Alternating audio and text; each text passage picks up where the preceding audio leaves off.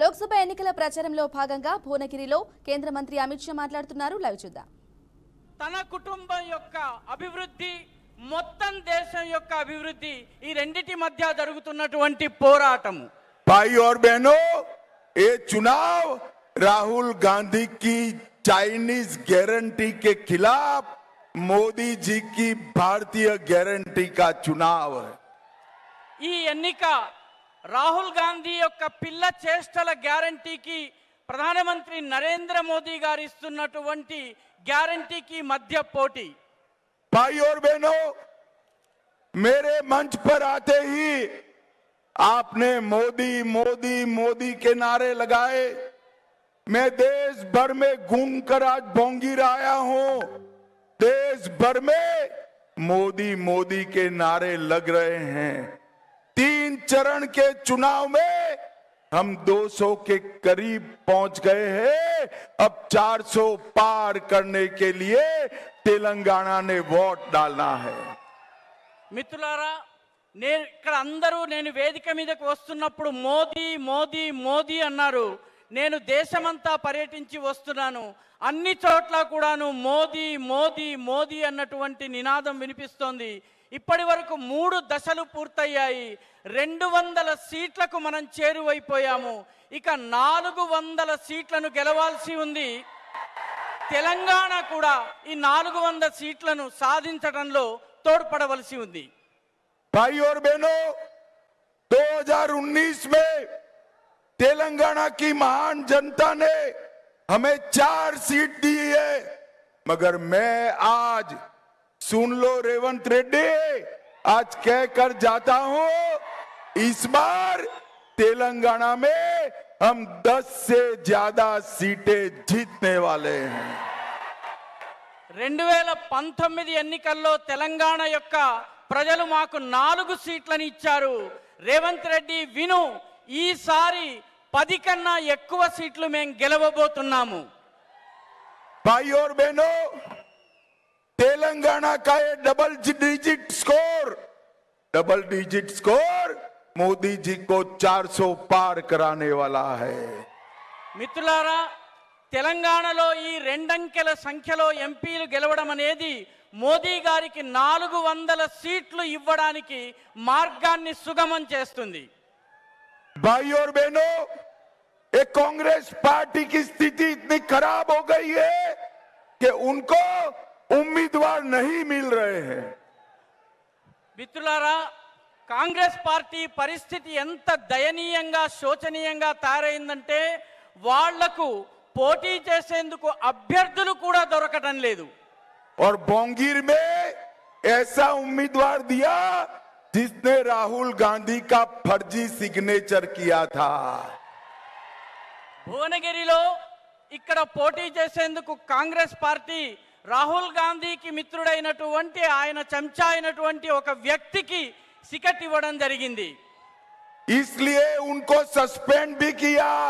मगर जब बोंगीर में हमारे सामने लड़ने के लिए उम्मीदवार नहीं मिला, उनको पैर पकड़कर उम्मीदवार बनाया गया.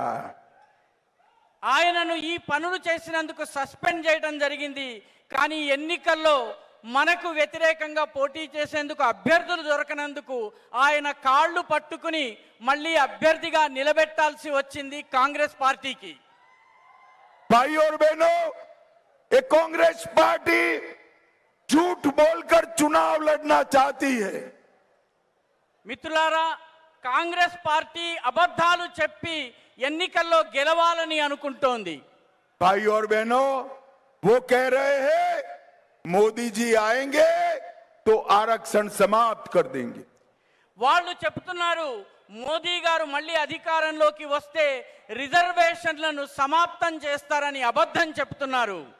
भाइयों बहनों, मोदी जी 10 साल से पूर्ण बहुमत के साथ शासन कर रहे हैं. मोदी जी ने आरक्षण समाप्त नहीं किया. మిత్రులారా, మోదీ గత 10 సంవత్సరాలతో పూర్తి మెజారిటీతో పరిపాలన చేస్తున్నారు. కానీ రిజర్వేషన్లను ఆయన తొలగించలేదు, సమాప్తం చేయలేదు. परंतु तेलंगाना में कांग्रेस पार्टी ने 4% मुस्लिम आरक्षण देकर एसटी, एससी और ओबीसी के आरक्षण पर डाका डालने का काम किया है। కానీ తెలంగాణలో కాంగ్రెస్ ప్రభుత్వము ముస్లింలకు 4% రిజర్వేషన్లను ఇవ్వడం ద్వారా షెడ్యూల్డ్ కులాలు, షెడ్యూల్డ్ తెగలకు చెందినటువంటి ఓబీసీలకు చెందినటువంటి రిజర్వేషన్లకు కన్నం వేసేందుకు ప్రయత్నించింది। भाइयों बहनों, मैं आज कहकर जाता हूं, आप भारतीय जनता पार्टी के 10 से ज्यादा सीट जिताइए, भोंगीर में हमारे बूरा नरसैया जी को जिताइए। हम ये मुस्लिम आरक्षण को समाप्त कर एससी, एसटी और ओबीसी का आरक्षण बढ़ाएंगे।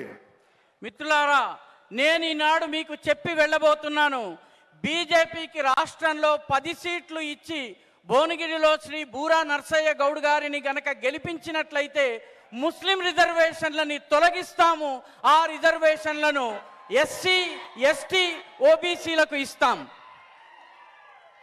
भाइयों और बहनों, हमारे घोषणा पत्र में हमने मोदी गारंटीज दी है।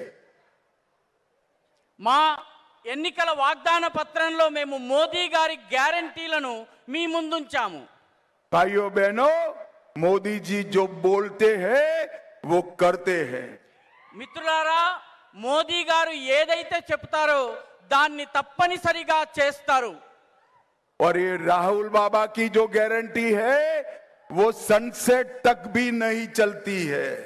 రాహుల్ బాబా ఇచ్చేటటువంటి గ్యారెంటీ ఏదైతే ఉందో అది ఏ మాత్రము చెల్లదు, పనికిరాదు। भाइयों बहनों, तेलंगाना के चुनाव में राहुल बाबा ने वादा किया था किसानों का 2 लाख तक का कर्ज माफ करेंगे, माफ नहीं किया। మిత్రులారా, తెలంగాణ ఎన్నికల్లో రాహుల్ బాబా రైతులకు సంబంధించిన 2 లక్షల రుణమాఫీ చేస్తామని చెప్పారు, కానీ ఆ రుణమాఫీ ఇప్పటి వరకు జరగలేదు।